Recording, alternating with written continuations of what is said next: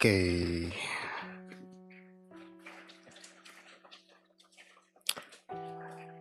welcome back me again, the one and only. Jadi kayak podcast hal-hal semacamnya. Tapi mari kita lihat dulu beberapa quote yang udah gue simpan. Ada beberapa quote yang udah gue simpan di TikTok ya, yang paling relate menurut gue sekarang. Yang isinya adalah, lo pernah gak sih ketemu orang yang rasanya kayak obat? Bukan karena dia selalu punya solusi, bukan karena dia paling bijak, tapi karena cuma duduk bareng dia tiba-tiba kepala lo nggak seberisik tadi. Gue pernah. Aneh banget rasanya. Hari gue bisa aja lagi kacau, mood hancur, pikiran kemana-mana, tapi pas ketemu dia, entah kenapa semuanya melambat. Ya obrolannya biasa aja, ketawanya receh, bahkan kadang cuma diem aja duduk. Tapi dada gue gak sesak lagi. Dia gak selalu ngasih nasihat, ya kadang cuma dengerin, kadang cuma ada, tapi kehadirannya tuh cukup buat bikin gue ngerasa aman. Kayak dunia gak semenakutkan itu selama ada dia di sebelah gue. Dan di situ gue sadar, ternyata ada ya orang-orang yang fungsinya bukan buat nyelesain masalah lo, tapi buat bikin lo kuat lagi ngadepin masalah itu. Mereka gak ribut, gak dramatis, tapi efeknya nyata.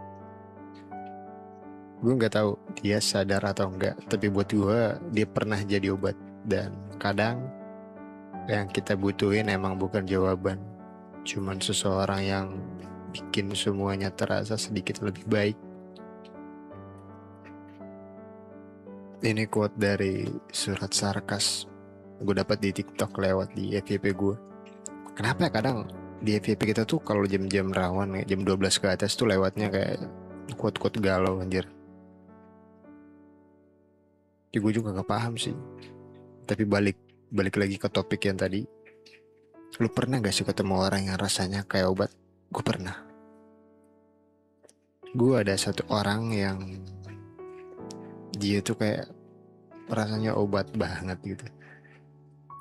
Kita ngerasa tenang, kita ngerasa damai, kita bisa jadi diri kita sendiri ketika kita sama orang itu gitu. Kita nggak perlu jadi orang lain, kita nggak perlu jaga sikap, kita nggak perlu jaga image entah apapun itu bla bla bla bla, tapi kita bisa jadi diri kita sendiri begitu bersama orang itu. Dan setiap waktu, setiap kali gue bareng dia, entah kenapa kayak stres dari pekerjaan, pikiran-pikiran liar gue, itu ketika di dekat dia itu ngerasa apa ya, kayak semuanya hilang gitu. Nggak tahu kenapa, gue juga nggak tahu. Gue juga nggak tahu kenapa ketika bareng orang yang menurut kita paling aman, paling nyaman itu semuanya hilang. Benar kata ini, benar kata Surat Sarkas. Semuanya merasa melambat, kemudian menghilang. Semuanya merasa melambat, kemudian menghilang. Itu dia. Poinnya di sana. Itu dalam kategori seseorang yang kita cintai dalam versi yang udah dewasa, kayak versi yang udah awakening gitu. Versi yang udah terlalu over buat lu simpen sendirian. Seseorang itu udah terlalu spesial buat lu. Tapi di satu sisi orang itu kemana? Orang itu masih ada nggak? Ya orangnya masih ada. Statusnya aja yang udah hilang. Orangnya masih ada. Barangnya aja yang udah enggak. Tapi setiap kali gue nginget dia, setiap gue ngerasa dia hadir di hidup gue, Anjir, lu kangen gak sih sama orang itu? Lu pernah gak kangen sama seseorang tapi lu gak bisa ngapa-ngapain?